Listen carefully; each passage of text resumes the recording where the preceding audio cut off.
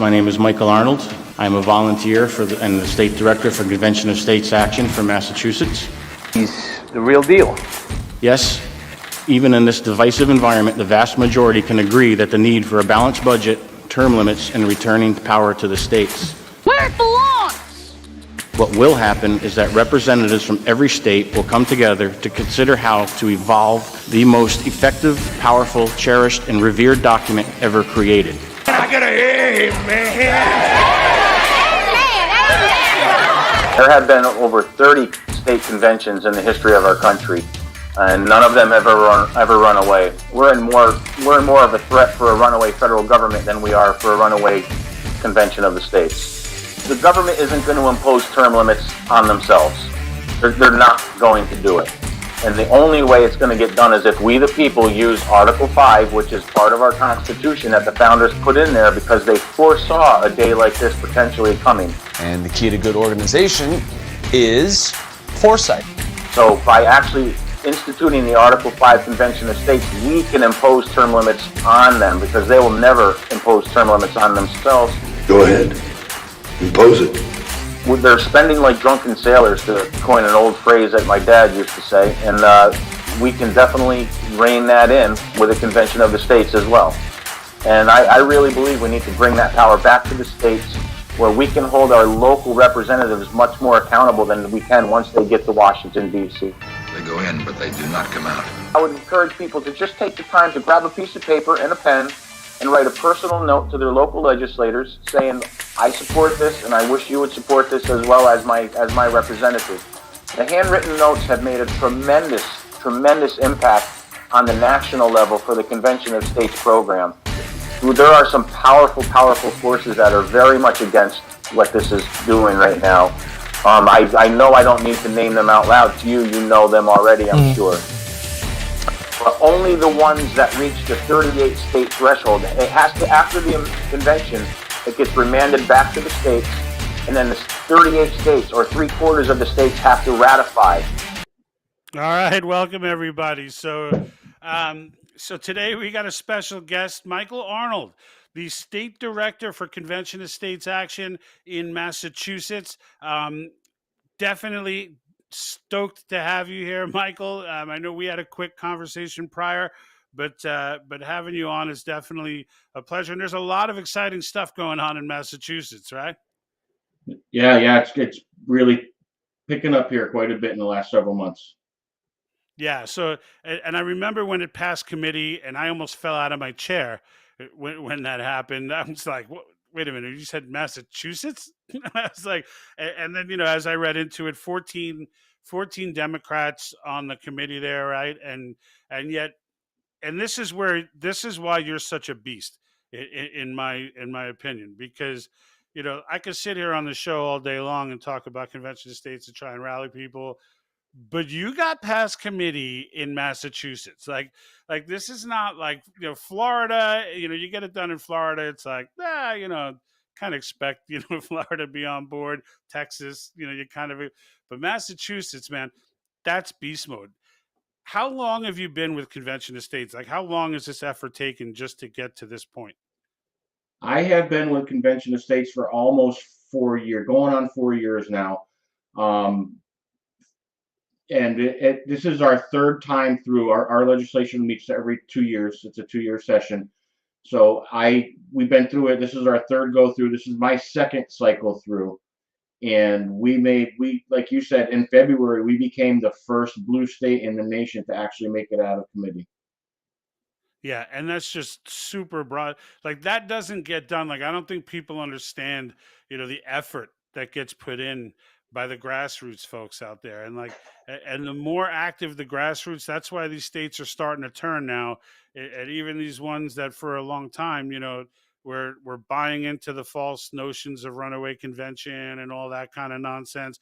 Like, as I watch the debates on the floor in these places, I hear these legislators almost repentant on the floor as they talk, some of them, where they're like, I was against this, and and then I had to do more reading, and everyone was the grassroots was so pounding about it that I started reading more and I started getting more into it, and I quickly learned that I was wrong, and that's a big thing for a legislator to say, and and maybe you could probably, I talk about it all the time, but you could probably touch on this better than me. The difference between state legislatures and Congress, as far as the House, Senate, etc., as far as the locality of them, right? Like we always talk about, these guys read letters, these guys engage, they talk to their constituents. So like, how much more accessible are they than like state senators? They're extremely more accessible. I could go have coffee with my representatives. I have met a lot of state representatives and state senators since I became state director for Convention of States. And I literally, I have their personal contact information. I can reach out to them with a text message, a phone call. Um, and they're very accessible. We literally have coffee together. Yeah, and I love that you say that, because it just valid. Like we've been trying to explain to people forever, because there are just so many people out there who are like, "What? Oh, so now we're going to trust our state legislatures over our? What's the difference between them and Congress?" And I'm like, I keep trying to say, like, there's a big difference, and like, but it's good to hear from someone like you who's engaged with these people, right? So it's like the fact that you can just call them is a big deal, So I'm glad that that you're here to articulate that. So as far as where we're at now in Massachusetts, so they passed committee. I know we were both looking forward to hearing a floor debate today. That didn't happen yet, but it will happen. You say tomorrow? Yeah, we passed the first committee, which was a joint committee on veterans and federal affairs back in February. Last week, we got out of our second committee, which was the first reading. We need to have 3 readings of the bill, of the resolution. And today was an informal session. Tomorrow's a formal session, and I'm hoping that it's going to have the second reading tomorrow. From what I understand from my inside quote unquote people, it should happen tomorrow. But we'll see. We'll see what happens, because there's a lot of pushback and resistance from certain political ideologies are not in line with what we're doing. So there's a lot of pushback that the representatives are going through right now. And but I tell you what, our volunteer team has been doing yeoman's work, reaching out and giving solid, polite support to the representatives that support this, and making the phone calls and sending the emails, and letting our representatives know that we support them. We thank them for their efforts in Beacon Hill, and we let them know that we're here back in their districts when we got their back. If they're going to support this, we're going to support them. It's important that you let your local representatives know that you got their back, because it can be, especially here in Massachusetts, it can feel awful lonely up there at the state capitol when you're outnumbered like that. Yeah, and I think a key, one of the things that I love about Cause Action as an organization is that, you know, representing, a large swath, millions of grassroots people, we don't embarrass ourselves, or you don't embarrass us, I should say, by going out and acting the fool to legislatures and, like, taking these tactics like these animals in Portland and things like that, where it's professional, it's respectful, it's, we understand you have a hard job to do, you're not kicking their doors down and throwing mountaintop cocktails. It's like it really is there really is a focus on being professional, and it works, right? Like, I can tell you, if you're going to persuade, if you were able to persuade 14 Democrats on a committee to push something through, anything through, that's not necessarily a leftist politician's dream legislation, then it has to be done professionally, right? Because it's hard to be mean to someone who's being professional to you, right? So it's just a great tactic, and I think it just represents the American grassroots so well in the fact that you guys do that. The thing about the quote unquote American grassroots that you just mentioned is this is not this isn't the agenda of the donkey or the agenda of the elephant. What we're focusing on is the agenda of the American eagle. We have Democrats, we have Republicans, we have moderates, we have conservatives. We have everybody involved with this push for this convention of states, both sides of the aisle. The fact that we made it out of the first committee and the second committee proves that this is not a partisan issue. This is an American issue. This is a grassroots movement from the bottom up. And we're like a rising tide. For a while, they didn't even know we were here, and now we're surrounding them.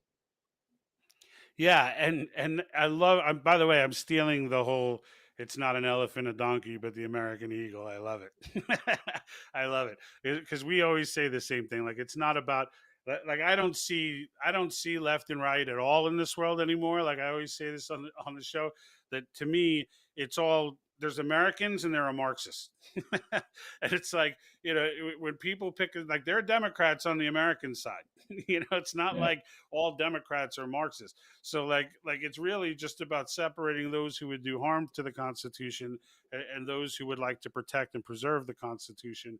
And I think that side has the other outnumbered pretty significantly. I think there are far more people, who have not found their voice and have not spoken up, who do believe in the core values of this nation and the Constitution of this nation and what we stand for, and our ideals.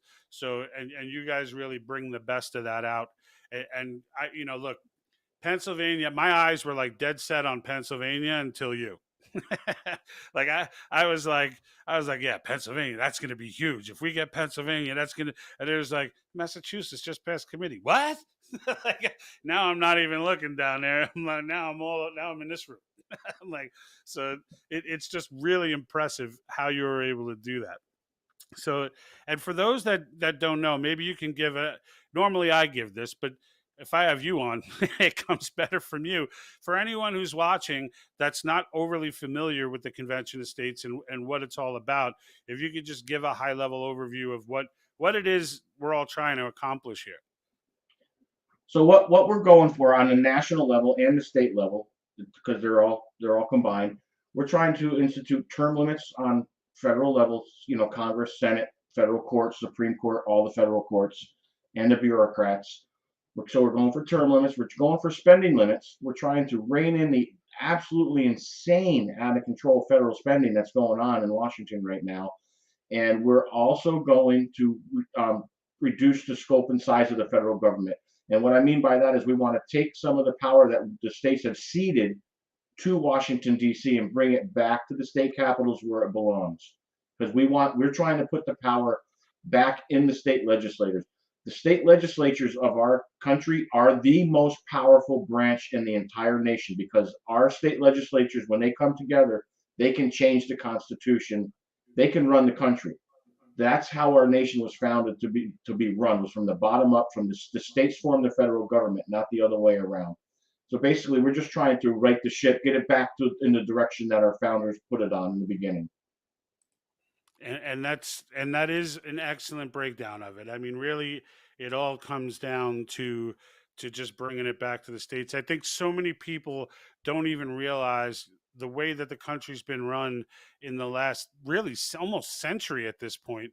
You know, the way that it's been run, everyone keeps operating as if the president and the federal legislature are the most powerful entities in the country.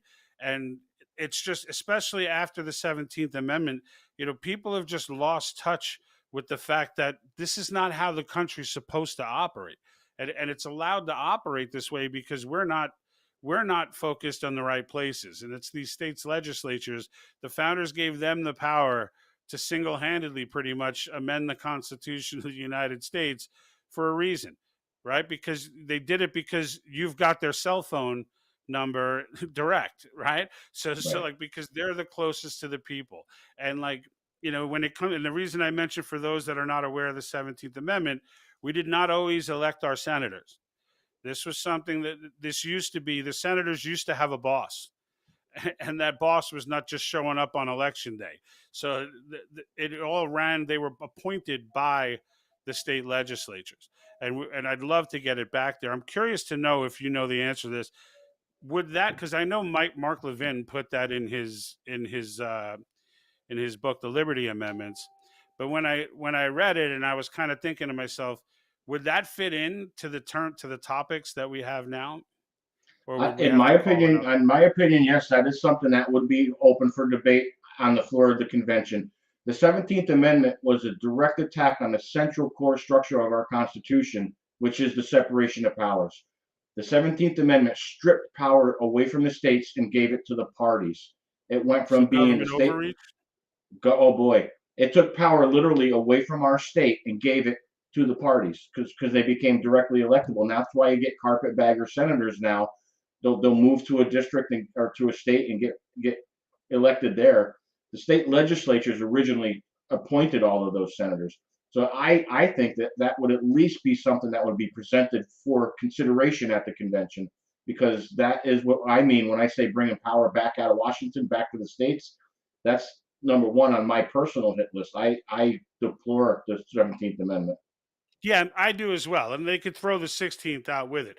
But Yeah. like, but when I look at the 17th, like, I guess for me, like, I thought that. I thought, all right, you know, maybe we can say this is in with the government overreach, because in my mind, I agree with you.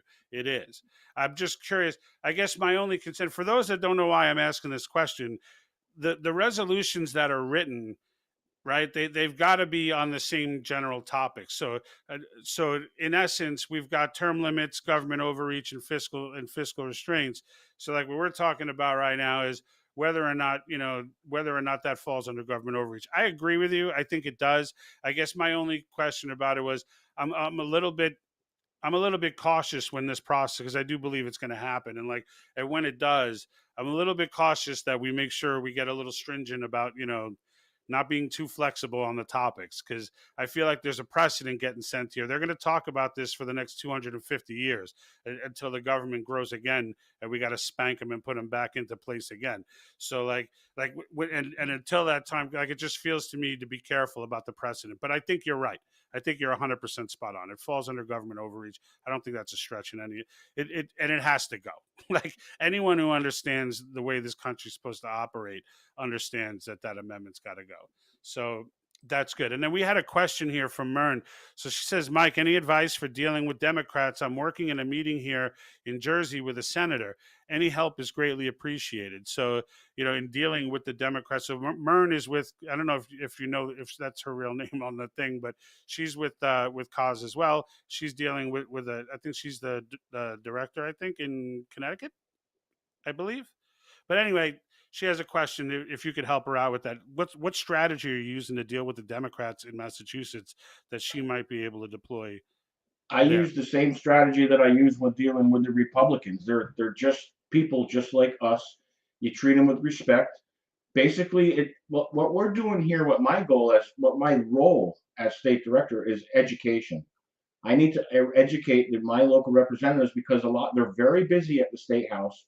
They might not even be aware of convention estates. They've got thousands of bills and thousands of things to deal with every year. So it's an education process. Get to know them. I watch to see what my local reps are doing. If they're out doing a beach cleanup, I'm there. If they're doing a coffee with your representative, I'm there. And you just have to be there. You have to meet them where they are and understand they might not be aware of what you're aware of, and you have to teach them, and you have to stay professional and calm and use facts and empirical data. Awesome. That's phenomenal advice. And I got that completely wrong. It was someone else that I had talked to frequently through YouTube. That was the state that was in Connecticut. Mern is in District 8, Jersey. So, but yeah, that I think that's great advice. I think that's phenomenal advice, especially the part of, if they're doing a beach cleaning, show up. If they're because those things, it's like any other human relationship, right? Like, hey, support me, and it's easier for me to support you. And it's like, if I see you, out trying to do the right thing, and I've got some good movements going, and you're all over them, I'm going to be more open to hearing you out, because now I know you're a good guy, right? Like, now I know that, all right, look, this guy's, his heart is in the right place. So why would I not listen to him? I think that's phenomenal advice. And, just treating them the same way as Republicans. Like, look, it's an education that we're trying to give here, and Lord knows, right? And I know you've seen this. Legislators all over the country, like legislatures all over the country, have people in them who need this education, who don't Yeah. understand. And I, at first I used to be mad at him, Mike, but now I'm like, I stop and I think of myself, and I'm like, you know what? I'm only like a year and a half in on this myself. Like it took me forever to stumble upon this is even a possibility. And the first time it was presented to me, I was like, well, let me go read up on that. It doesn't sound right, So, like, I almost feel sympathy for some of these legislators at that point. But then I'm also like, you guys have been at this for a while, so they've had opportunities to learn this, and like they're starting to come around now. But that's like 9 years later. Like they should have, this should have happened earlier.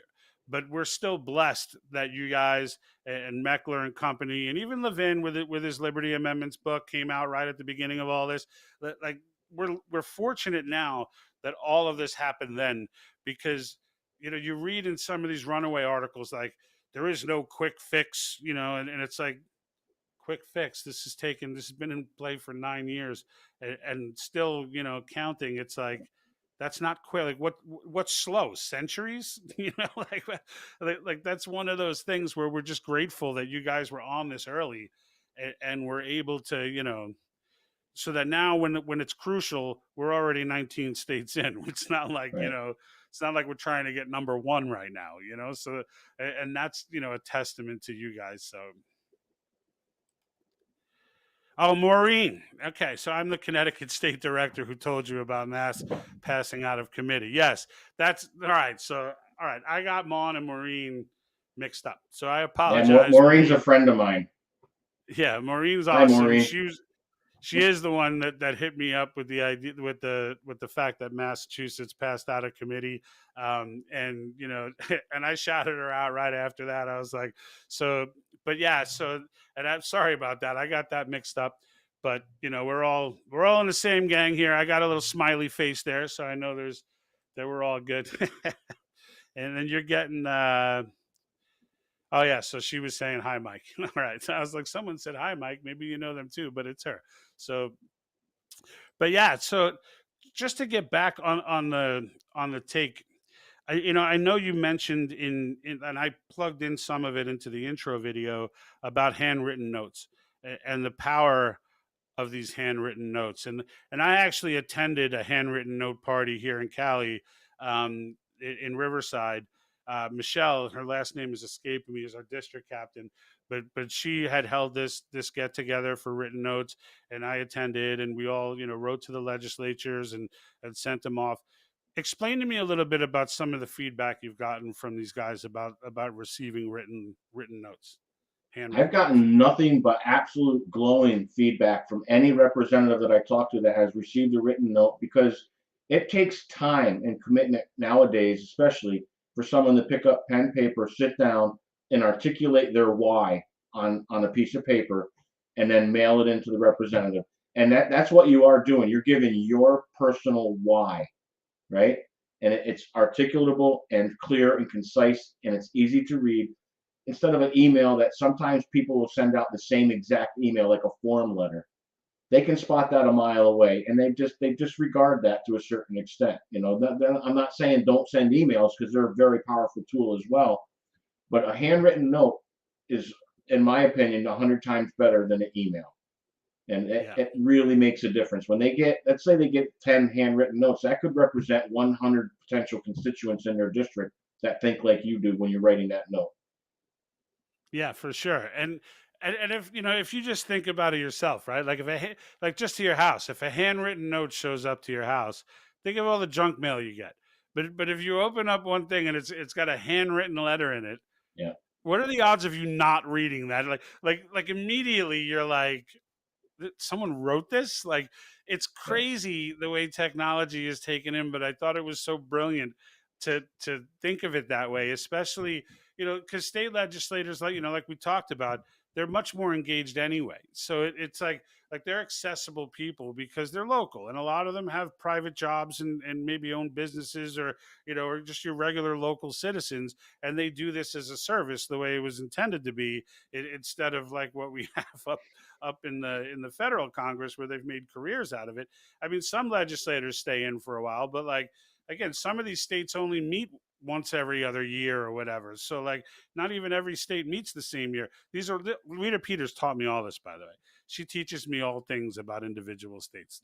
She's brilliant. I hang on to her every word when it comes. I mean, I had no idea what was going on in Nebraska until she broke that down for me. I'm like, why are the same group reading this again? Like, they just debated this, and now they're going to, then a third time, I'm like, what do you mean a third reading? I'm like, where does it go after this? Like, I don't understand. And then she broke it down. Like, there's only one house here. So they're going to, I was like, oh, okay. So like, she's my inside scoop. I always, whenever I see her on one of the live things, I'm like, I have to listen to this, because I'm going to learn something about some state that's out there. And today we're getting to learn a ton about Massachusetts. And so Massachusetts, their procedure is, because I tried to watch what went down today, and it was tough to watch. Like, it was, I mean, look, let's face it, for someone like me who can find these things entertaining anyway, is a special breed. But like, when you're into the cause and you're really into the subject matter and you're waiting for it, you know, you can sit through a lot. And like, but like, they were whipping through stuff today, and I was just like, all right. I was like, did I miss it? I had to like keep stopping, going back, trying to keep track of the numbers, right? And what is it, 3360? Is that right? I might have got that wrong. H3660, yeah. 3660. All right, cool. So yeah, so that's the resolution. And is it different for the Senate, or is it the same? No, it'll be the same one, I think. I think it'll Okay. go over as the same number once it gets out of the House. Once it gets out, and it will get out of the House. I have confidence, Mike. This is getting out of the House. I'm confident that yes, it will get out of the House. The Speaker of the House is a little bit hesitant, to say the least, right now. But we're applying tactical pressure to him very politely. But I know he's concerned about only the constituents in his district. But as Speaker of the House, he's representing the entire Commonwealth of Massachusetts. So we're having people from all over the state contact him and say, please put this up for a vote. Let the citizens, just let the people decide. So that's what we're trying to do. Is without the Speaker of the House, it will not get a vote. Yeah, and I just, again, I can't applaud you enough, because honestly, like, when this thing, like, if Massachusetts gets on board this year, and when this whole thing happens, like that little clip that I put in the beginning at the end, where he's like, you're going to be in the history books, like, they're going to talk about Massachusetts being the first blue state to get on. And like, go ahead. Massachusetts has always been a thought and action leader when it comes to constitutional issues. Right from the very beginning, when John Adams helped write some of the Constitution, it comes as no surprise to me that Massachusetts is moving in the right direction now. We're educating our citizenry. We have 10 monthly meetings throughout the state where our district captains have meetings, and we all present the same information every month. So we're all putting the same information out, and we're actually educating the citizens, who then in turn around and contact the representatives. So I'm not surprised at all that Massachusetts is moving in the right direction at a fairly good clip at this point, because we have always, like I said, been a thought and action leader in constitutional issues. Yeah, and even just thinking about Massachusetts, you get that, that Americana feel, that colonial feel. There are certain states that give that feeling to me. Virginia is one of them. Massachusetts is definitely one of them, where you just kind of anything constitutional, you feel like it's inherent in the citizenry there Yeah. to engage it. So, and you guys are capitalizing on that greatly.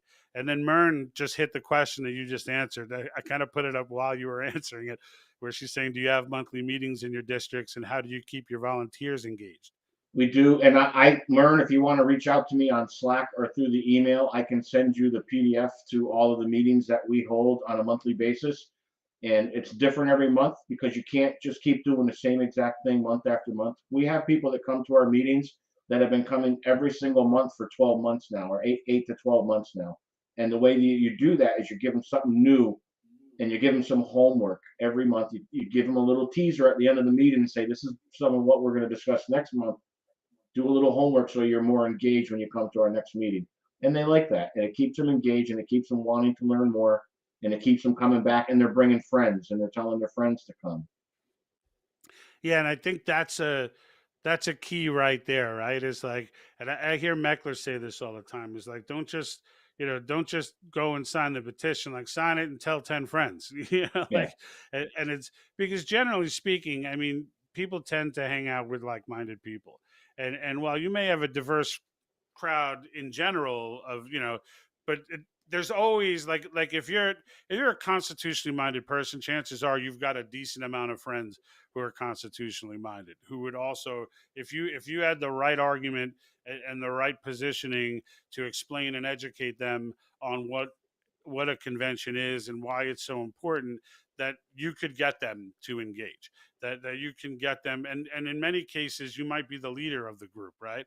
Like every group of friends has that one that it's a little more influential than the others, and it's like, you always try and identify that person and get them in on the game, because it's a very important game, and it's for all the stakes, and it's for everything, it's for all the marbles.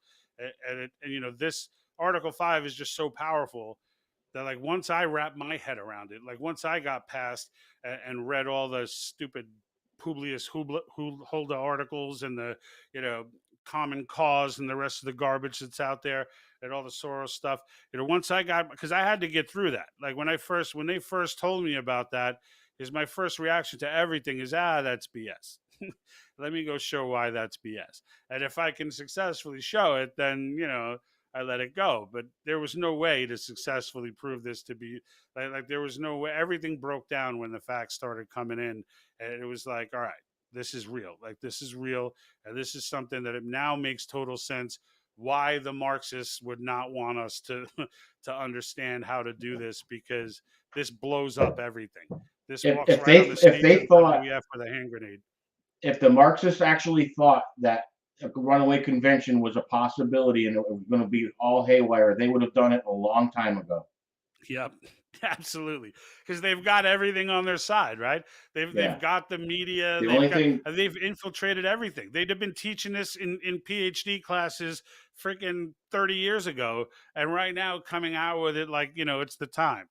they're missing the one key ingredient, though. That's the first three words of our Constitution: "We the people." We That's decide. absolutely right. We Yep. decide this, not them. And they don't have us. That's for sure. And the illusion that there are so many people that are in that camp makes me laugh, if not cry, whenever I see it, because they'll you can see. I always tell people, believe what you see, not what you're told, right? Like you don't find nobody. I don't know anyone that's over the age of 20 that believes men can have babies. Not one person. But yet here we are trying to be convinced by the media that we need to have, menstruation aids in boys' bathrooms and stuff, and it's like the only reason anyone would even consider that is if it was a mainstream thought, and it's not. So since they're selling it as one, what else are they selling as one? And the salespeople there are pretty impressive. You know, they're pretty impressive. They've been at this for a long time until now, right? I think 2020, I think both for the like it was good for the WEF and their little creepy sociopathic, movement to do the Great Reset. But I think people aren't in tune enough with the fact that it was good for us too. Like because now these all the cockroaches came out into the light, and now it's like people are waking up in very quick clips. Like parents all over the place got a window into the classroom, so we know, they're starting to see the poison that's going on in their schools, and see these bizarre, like really pornographic almost books that are in these kids' libraries, and like and they're starting to ask questions, they're starting to overturn school boards, they're starting to take action. And likewise for cause, it's not a coincidence that we got 4 states in the first 3 months of this year. Yeah. Like that's not a coincidence, and there's more coming. Like, and that momentum, I think, is just going to keep steamrolling. I agree. I think we'll get 3 more this year. Yeah, easy. I think. I think 3 are kind of. I have 3 in my mind that I don't want to jinx, but like, I think 3 this year is totally reasonable. I know that's kind of Meckler's goal, right? I keep hearing him say 22 and 22 or whatever, and I'm kind of like, I want 25.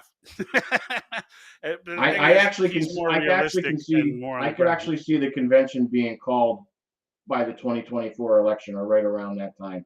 If we really get the momentum going, I can see 34 by 24. Yeah, and I think I think how fast it moves really depends on how much tyranny they try to get in before 2024. Because I don't think we've seen the last of the psychotic, anti-constitutional moves by the president, No. or by or even by the courts for that matter. I don't think we're done with it. Like I think that they in their head know 2024 is going to be, it's not going to be as easy. Look, I just coming from me, where I think the 2020 election was fixed. I don't know, caused me not be able to officially take a position on that, but I don't have a problem saying it. So like, and in the end, when you look at their worries for 2024, if the states make the necessary corrections by 2024, it's going to be an absolute, like it's going to be game over from an election standpoint for them.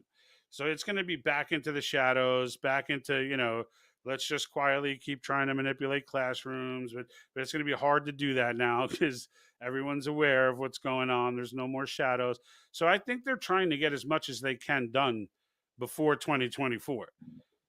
So you never know. Like we could be 2 or 3 more like vaccine mandate level events, right? Like those like epic events like that impact people's jobs and lives, and like few more of those, and we may be getting states calling emergency sessions to get this thing through. Like there's an element in me that's a little more positive, a little more optimistic, even though 2024 is pretty optimistic.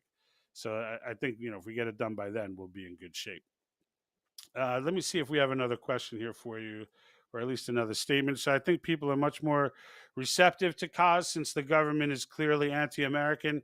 Yeah, that kind of makes that point, right? Like we know that we know where this is headed. So like hopefully we can get this moving. Let me see here. We got. All right, I think that's it for the comments. But Mike, let me just say that I'm appreciative of the fact that everything you do, you and Maureen and the other, because I know Maureen's in a fight too in Connecticut, right? That's not that's not an easy, I mean, shoot, in New York, it's I forget her name. It was interesting though. I remember that. Silver Dreaming Wolf. Silver Dreaming Wolf. That's right. I knew it was something that sounded Native American. I was like, so like you guys are in the crux of it. Like I can't imagine, I can't, because I look at California and I'm just like, I don't even know where someone would start here. And like, yet you guys are in, pretty darn, leftist states to the point of, some pseudo Mark. I don't know if Massachusetts has the Marxists that they do. Yeah. Okay. Oh, All right. yeah. I don't know a lot about the locals in Massachusetts. So I tell you what, George, what makes Massachusetts work is the absolute phenomenal team that I have. It's not me, it's my team. yeah. I'm here on the video with you, but um I've got Mark Marshall, Haley Shaw, Mike Del Santo, Bill Matheson, Steve Tribistone. I've got this absolutely phenomenal team around me that makes this happen. Matt May, our state content writer, the testimony that he wrote for us to get out of the first committee. I don't know if you've had a chance to read it, but it's a phenomenal piece of work. It's the team. It's all of the educational efforts. It's not one person doing everything. We all have each other's backs. The meetings we have around the state, I try to go to every one of them at least once, or as many times as I can. I went to one in Springfield. We have a district captain down there named Christy. So I'm going to say it wrong, Stefano. And that's like a 2.5 hour drive for me to go down there for a 1 hour meeting, but I did it, because I want my team to know that I'm here. I try to lead by example. I want them to know that I'm here for them. And they do the same thing. When we get a new district captain starting up a new meeting, they go and we support each other. We hold each other up. We try to do everything in a 2 or 3 person team. And that's the key to success. We're like a family. We're not just a team, we're family. We break bread together, we pray together. We pray a lot together. The hand of the Lord is present in everything that we do in Massachusetts Convention of States.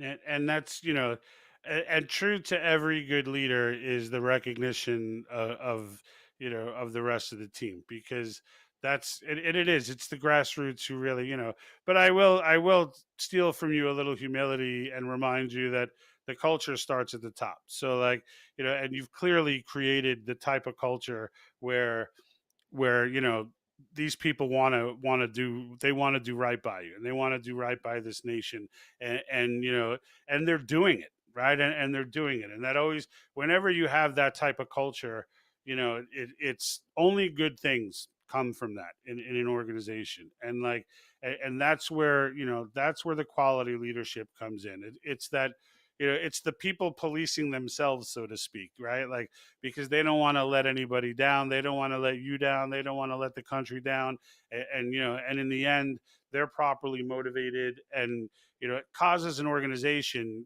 from everything that I've seen internally, it tends to be the way. Like, it tends to have the right leadership from top on, where the cultures are set correctly, and in the areas that have the local leadership like you, we see results. Like in those areas, because it's not easy, right? Like, what you're doing is not easy. Like, I know just from me trying to operate this channel and maintain, a career, and have to haggle back and forth with both of those things. Like, and I just have to sit in a room.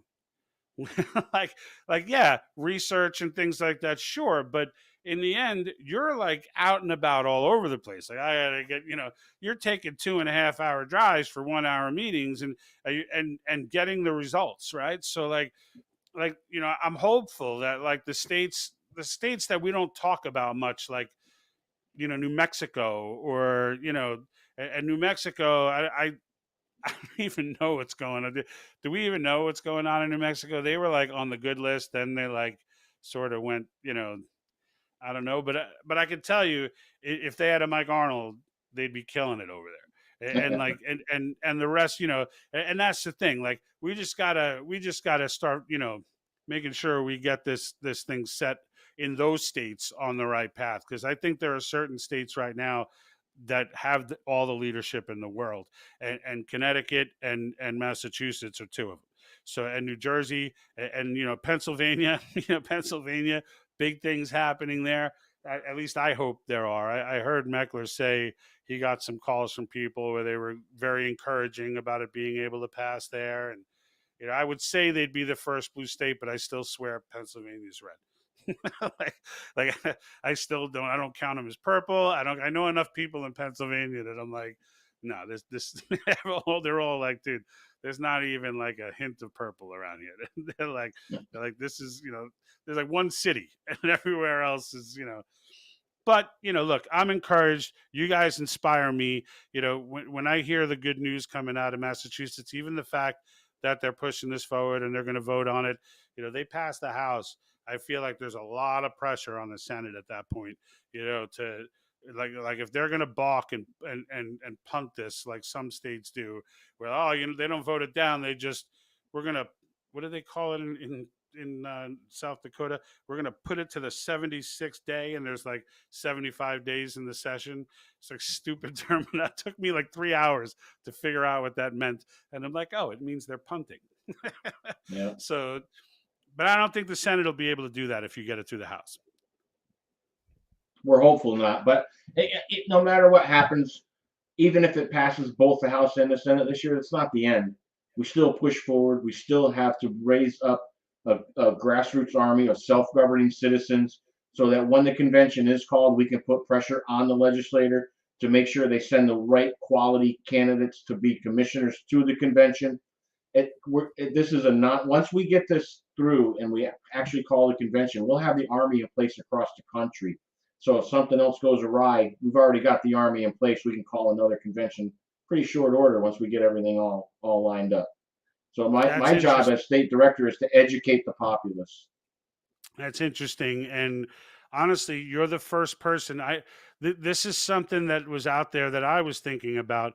Not only the possibility of of doing a second convention. We don't want to put the cart before the horse, but at the same time, the whole process, like once we get the resolution signed, we can't just let this go, right? Like we gotta, I don't hear that mentioned often, like except from like me and Jack talking and me being like, and we can't let go as soon as like we got to be involved in this delegate process, and Yeah. like these people need to know, like we're not just sending a bunch of coconuts, out there with no leadership skills and minimal education. Like we need to send people out there who are true blue, and I love that you say that, because that's every leadership, every piece of leadership in cause, I'm sure, believes in that and thinks that way.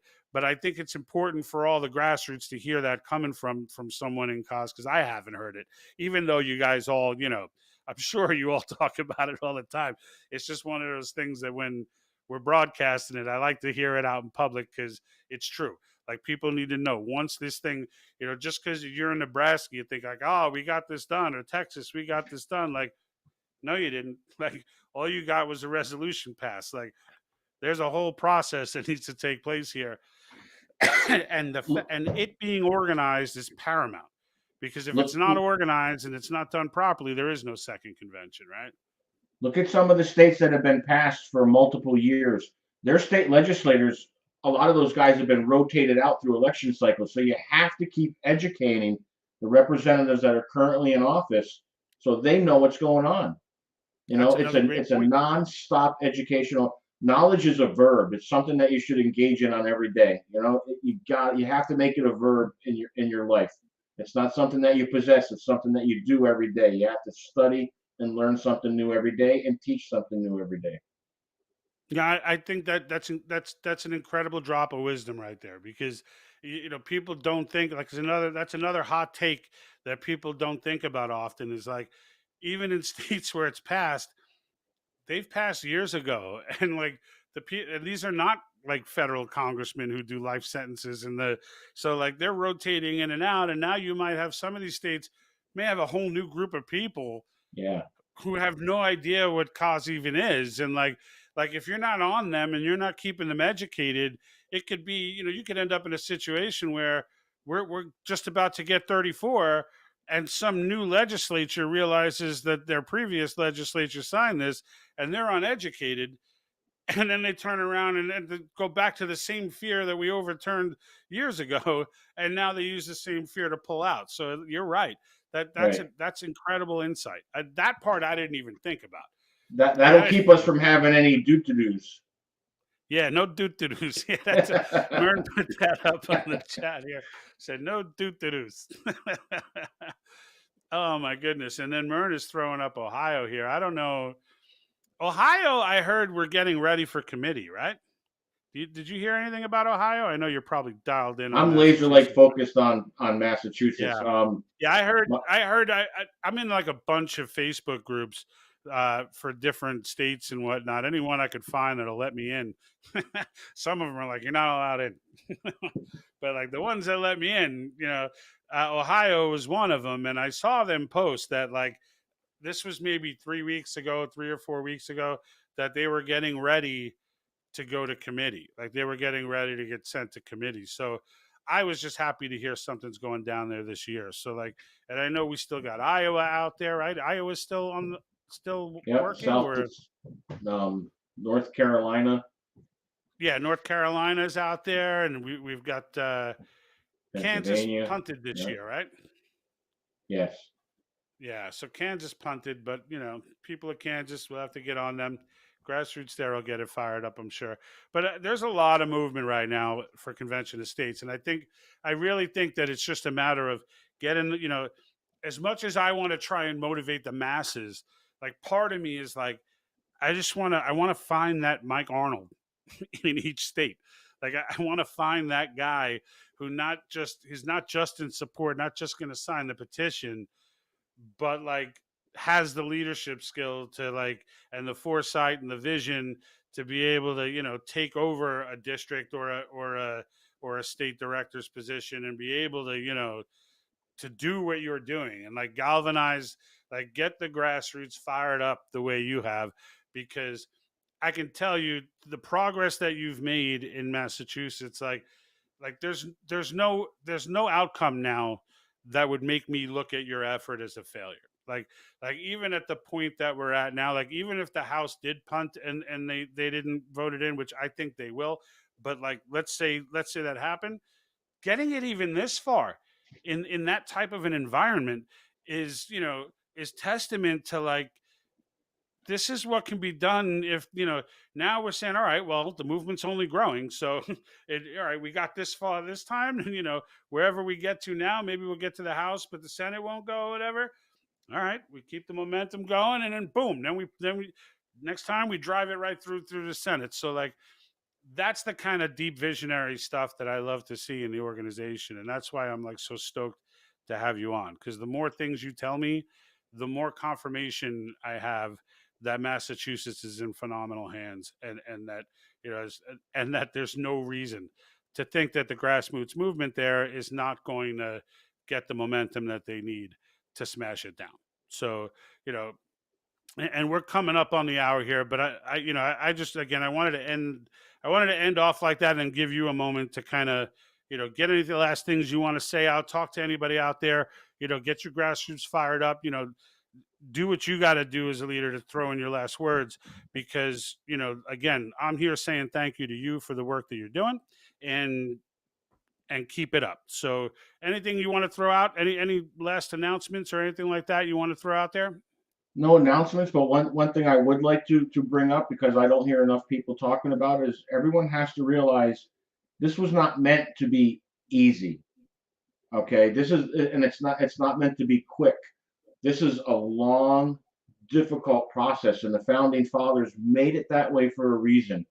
And don't get discouraged. Be polite and professional to your representatives. Go out and meet them where they are. Hold your district captains, all your district captains out there, hold your monthly meetings, get your local constituents together with you, get everybody involved. And the most important thing is to meet your representatives where they are and let them know that you're home and you support them. Because when they're in the state houses, it can feel awful darn lonely up there when they're getting nothing but negative feedback. But if they know you're home and you support them, and you got 500 or 600 people in their district that also support them, that makes all the difference in the world in their demeanor. And again, I can't stress education enough. And also, everyone that is in the leadership position in my team in Massachusetts and on the national level, we all practice something called servant leadership. And we take a class on servant leadership. We do a book study together on servant leadership. You have to have a servant heart to do the things that we're doing. You have to be able to put others before self. That's what makes it work. That's what brings the team together. It's almost like a family structure is what we're building here, a family culture. And I can't stress how important it is. And especially if you're in a leadership position like a district captain, the district captain level is the most important position in the entire structure of convention of states. And if you're in that position, you just need to surround yourself with like-minded people and just stay positive. That's the best I could say.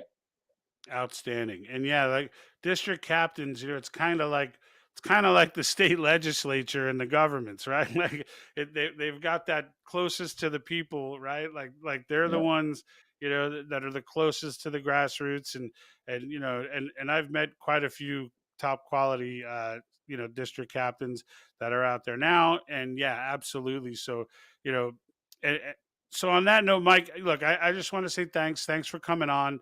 We're going to do this again, right? We're going to do this again as we start to see some progress and some votes getting taken, some debates going down. I'm going to do my best to dial in and stay on top of these floor debates. I'm curious to know, just to finish off, you explained to me there's one floor debate, right? The other ones are just kind of leading up to that. There's 3 readings, and we already got through the first reading. I believe the second reading is potentially going to happen tomorrow. And then the third reading, from what I understand, is where there could be some debate or some amendments added. But if we don't get through the 3 readings, there is no vote.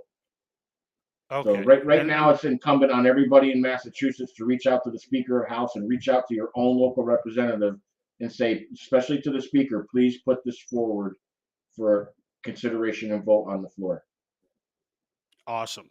So, all right, all the grassroots, the troops got the message. It's time to step up the game because we're getting down to the finish line, and like well, at least one of the finish lines anyway, the first one.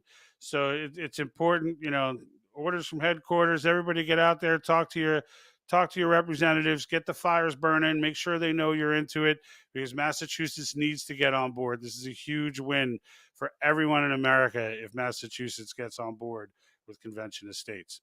All right, Mike, thank you very much again, and I'll be talking to you soon enough. Yes, sir. Thank you. I appreciate you. Awesome.